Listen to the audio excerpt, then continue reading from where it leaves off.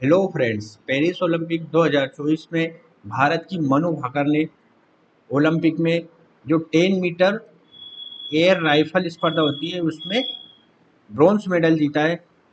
Bronze medal जीता है। और इस स्पर्धा का जो रजत पदक और स्वर्ण पदक है वो कोरिया के खिलाड़ियों को मिला है। कोरिया की किम ये जी को रजत पदक मिला है और स्वर्ण पदक कोरिया की ओम ये जिनको मिला है। तो ये भारत के लिए एक बहुत अच्छी खबर है कि मनु भाकर ने 10 मीटर एयर राइफल प्रतिस्पर्धा में कांस्य पदक अपने नाम किया है।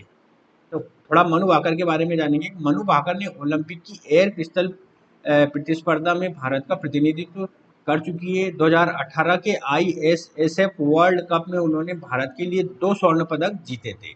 इस प्रतिस्पर्धा में स्वर्ण जीतने वाली वे भारत की सबसे कम उम्र की महिला है।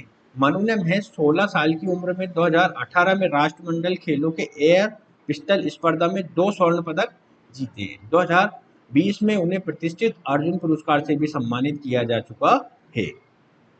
अगर इनके हम व्यक्तिगत जीवन के बारे में जाने तो इनका जन्म हरियाणा के झज्जर जिले के गोरिया गांव में हुआ है ना। इनके पिता मराइन इंजीनियर और माँ स्कूल के प्रिंसिपल है। ये बचपन में निशानेबाजी के साथ साथ मुक्केबाजी, एथलेटिक, स्केटिंग, जूडो, कराटे भी खेलती है। जब मनु की उम्र 18 साल से कम थी तब उनके पिता ने अपनी नौकरी छोड़ दी और अपनी लाइसेंसी पिस्तौल के साथ बेटी को प्रशिक्षण के लिए छोड़ने जाने लगे। देखो ये एक बहुत अच्छी बात है, किसी पिता के लिए बहुत गौरवान्वित करने वाली बात है कि मनु ने कांस्य पदक जीता है। लेकिन इसके जो पीछे है पिता का संघर्ष भी नजर आता है कि उन्होंने अपनी बेटी के लिए नौकरी तक छोड़ दी और लाइसेंसी पिस्तौल के साथ बेटी को प्रशिक्षण स्थल पर छोड़ने जाते थे, है ना। तो बेटी ने जो अभी कार्य किया है उसके लिए इनके पिता ने कितना बलिदान और त्याग त्याग दिया है, ये इस बात से प्रमाणित होता है। भाकर को भारत के प्रतिष्ठित शूटर जसपाल राणा ने ट्रेनिंग दी है या उनसे इन्होंने कोचिंग ली है।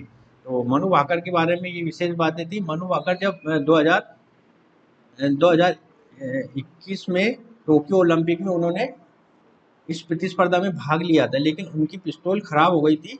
इनकी जो निशानेबाजी जब लगा रही थी तो इनकी पिस्तौल खराब हो गई थी और ये फाइनल राउंड में पहुंचने में नाकाम हो गई थी। उस समय इन्होंने निशानेबाजी से मतलब निशानेबाजी को छोड़ने का निर्णय तक कर लिया था। लेकिन फिर इन्होंने इसी प्रतिस्पर्धा में जो वर्तमान में है पेरिस में चल रहा है उसमें कांस्य पदक जीतकर एक ऐतिहासिक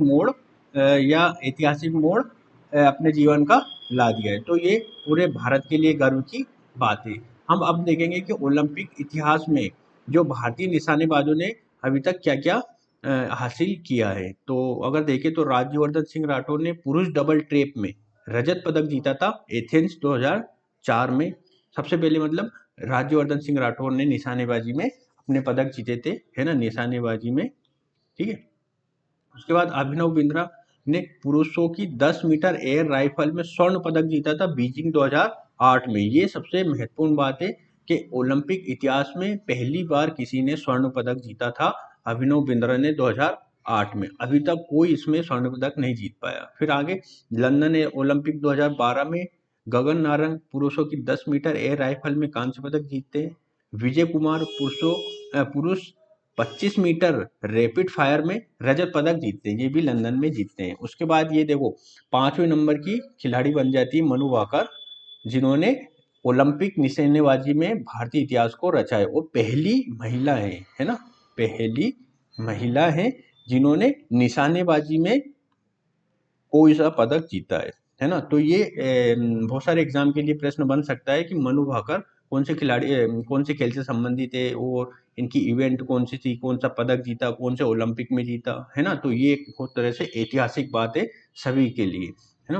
तो हम ये वीडियो यहीं पे समाप्त करते हैं।